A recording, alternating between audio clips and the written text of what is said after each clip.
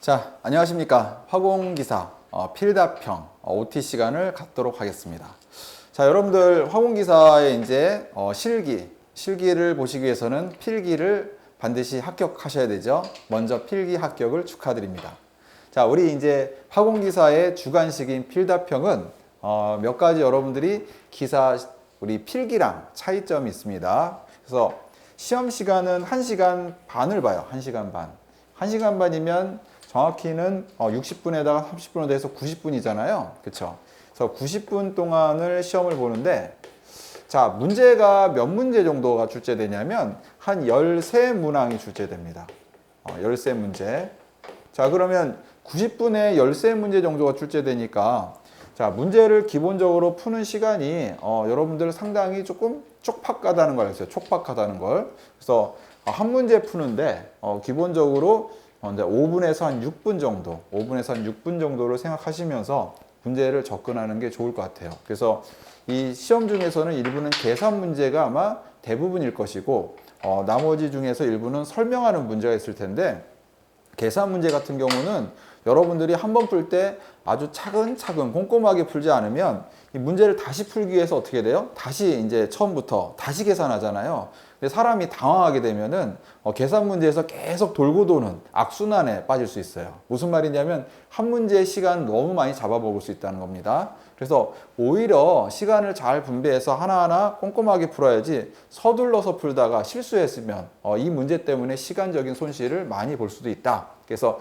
특히 계산 문제 같은 경우는 여러분들이 한 번에 계산을 했을 때 실수하지 않도록 최선을 다해서 여러분들이 문제를 풀어야 됩니다.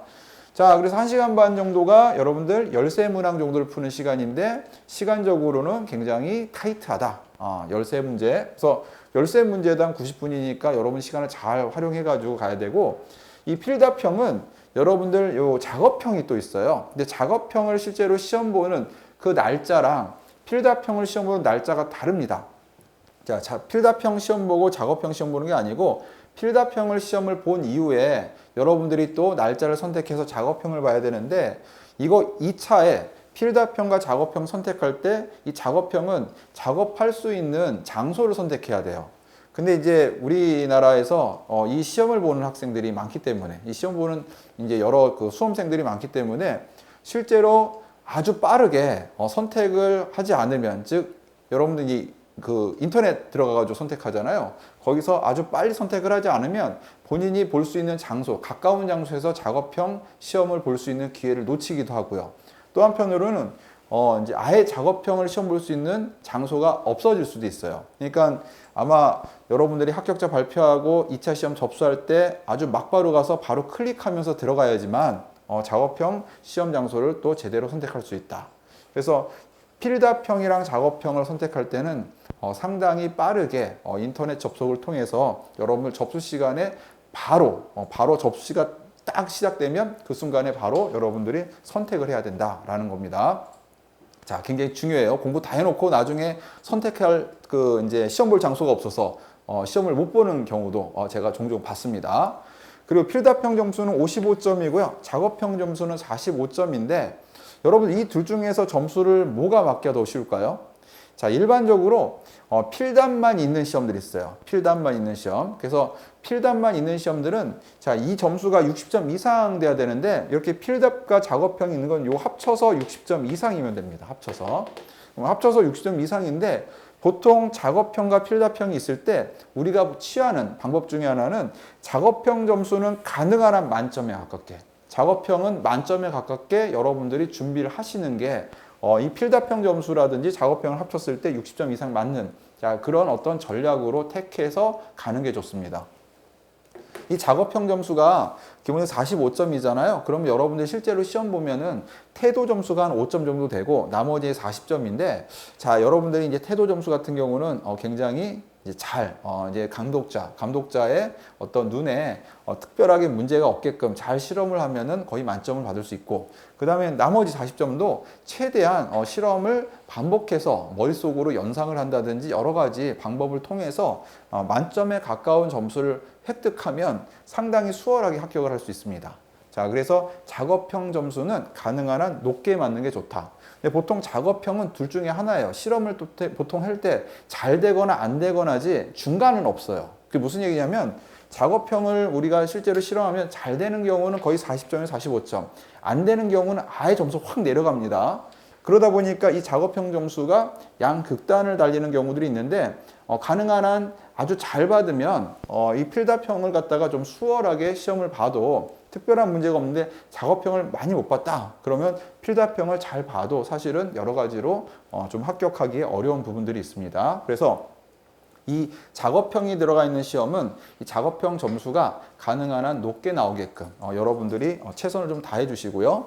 필답형은 최대한 작업형과 합쳤을 때 60점 이상 나오게끔 선방을 해야 되는데 제가 봤을 때는 적어도 30점 이상은 필답형에서 맞아야 되지 않을까 그렇게 생각을 합니다. 그래서 13문제 정도 있으면 한 8문제 정도는 여러분들이 그 이상으로 맞고 가능한 한 작업형 점수에다가 초점을 맞춰서 만점에 가까운 점수를 획득하면은 여유 있게 6점 이상 합격할 수 있을 거라고 생각을 합니다. 그래서 합격 커트라인 6점 이상이라는 거 여러분들이 좀 알아두시면 좋을 것 같아요. 자, 필답형을 잠깐 보겠습니다. 필답형. 우리는 필답형의 문항수가 12문항에서 13문항이에요. 자, 이거를 90분 동안 풀어야 되니까 시간이 아주 빠듯하죠. 우리가 그냥 뭐 만약에 12문항이다, 13문항이다 그러면은 한 문항당 여러분들 3, 4, 12, 3, 3, 9 자, 4, 7, 2, 8 자, 7.5분인데요. 7.5분 정도에 걸쳐가지고 문제를 풀어야 되는데 보통 13문제 나올 때도 있거든요. 그래서 기본적으로 5분에서 한 6분 정도, 5분에서 한 6분 정도에 한 문항을 좀 푸는 방향으로 여러분들이 해주셔야 돼요. 그래서 13문항을 90분 내에 여유 있게 좀 풀 수가 있습니다. 그래서 계산 문제 같은 경우는 기본적으로 여러분들 시간이 좀 걸리니까 계산 문제는 꼼꼼하게 조금 걸려도 이렇게 시간적으로 전체를 풀되 이게 쓰는 문제들이 한두 문제 있어요. 그런 건 좀 빨리 풀 수도 있습니다. 자, 그리고 출제 범위는 단위 조작 문제에서 주로 나와요. 단위 조작을 이 세 가지로 구성되어 있잖아요. 유체역학, 열전달, 물질 전달 이 세 가지로 구성되어 있고요. 반응공학이 하나 이제 또 다른 그 제2의 과목으로 등장하는데 반응공학은 자 0에서 한 문항 거의 잘 안 나옵니다. 문제가 그러다 보니까 우리는 요 세 가지에 좀 초점을 맞춰서 여러분들이 준비를 해야 되고요. 특히 유체역학, 열전달, 물질 전달에서 가장 많이 나오는 건 유체역학이에요. 유체역학. 그래서 유체역학이 6문항에서 8문항 정도 나오기 때문에 유체역학의 베르노의식이라든지 여러 가지 계산하는 것들은 굉장히 좀 능숙하게 여러분들이 연습을 해서 유체역학 문제가 나왔을 때는 바로 문제를 풀 수 있게끔 준비를 하셔야 되고요. 열전달이나 물질 전달인데 열전달 문제에서도 여러분 열교환기라든지 요 온도 계산하는 부분들이 이제 문제 나올 수 있습니다. 그것도 열전도라든지 등등이 열전달에서 문제 나오는데 이것도 빈출되는 문항들이 거의 있어요. 그거 위주로 준비를 해주시고 뭐 가끔씩 빈의 변이 법칙이라든지 스테판 볼츠만의 법칙, 그 열 복사도 이제 나옵니다. 그 물질 전달에서는 자 여기에서 여러분들 Q선 구하는 거, 그래서 작업선 구하는 거, 그 다음에 여러분 여기에서 물질 전달할 때 이 화공 양론을 제가 써놨는데요. 증류탑을 하나 그려놓고 우리가 물질 수지 계산하는 것들이 물질 전달이랑 같이 포함돼 가지고 나옵니다. 그래서 양론의 기본적인 어떤 계산도 물질 전달과 같이 포함해서 할 수 있어야 된다. 그래서 이 물질 전달 안에는 정류라든지 이런 내용도 나오지만은 뒤에 가면 증류라든지 또는 건조, 그 다음에 습도 이런 부분도 같이 나올 수가 있습니다. 그래서 각각에 대해서 유체역학의 비중이 가장 크고 그 다음에 열전달과 물질 전달이 비슷하게 나오더라. 자, 이렇게 알아두시면 좋을 것 같아요.